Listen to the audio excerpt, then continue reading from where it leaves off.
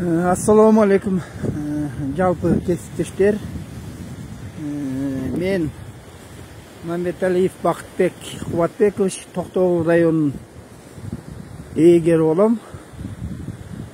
Жаратылыш коргоо министрлигинен кечеги соц тармактарга таркаган жанагы Тараза ТВ каналынын кабарчыларды басып тартып чыгарган видео менен өз билдирүүмдү айткым келди. Тараза ТВнын балдары ушул суу жээктен тарткан. Бияк Акшаар 1 деп коебуз, бияк Акшаар 2 деп коебуз. Мен өзүм ушул ногу Дисер көчөсү деп коебуз. Азыр жашым 48де. Мен өзүм ушул жерде төрөлүп, ушул жерде чоңоюп өсүп келе жатам. Азыркы учурда эгер Токтогул район эгери болуп иштейм. Жанагы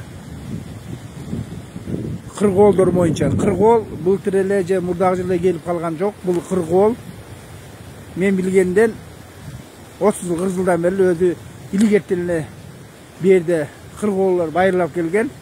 Ал убакта көп болчу, мына шаар курулуп электе. Ал шаар курулгандан бери кыргоол эл көбөйүп, кыргоолдун сандары азайып, ушул жерде камыштар бар. Бул тарапта да камыштар бар. Ошолордо жашынып, бул жаныбарлар оокатын өткөрүп келет. Анан кечеги Тараза ТВнын кабарчысы менен да байланыштым. Ал менен да сүйлөштүм.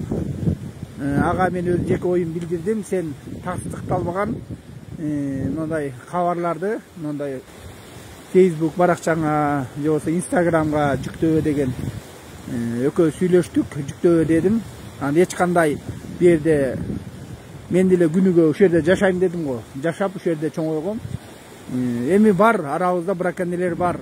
Кыргоол аткан, кыргоолго тузак салгандар бар. Бирок азыркы учурда мурунку караганда азайып калды. Анан ал кабарчынын айткан сөзүнө мен кошулбайм. Ачарчылык. Ачарчылыкта деле биздин ата баба жаратылыштын ичиндеги жан жаныбарды сыйлап келген. Мындай көрүнүштөргө барбайт. Анан жанагы өрдөк жөнүндө айтып кетсем, өрдөккө бизде жандай сезонный путевкалар берилет, лицензиялар. Ошондо гана атышат. Ал убакыт өткөндөн кийин бу жерде андай атуу болбойт. Бирок эл экен, эл арасында боло берет экен. Азыркы учурда 2 жылдан бери Кудайга шүгүр, бизде кыргоолдор көзгө көрүнүп, нары чуркап, бери чуркап ойноп жүрүшөт. Ошол.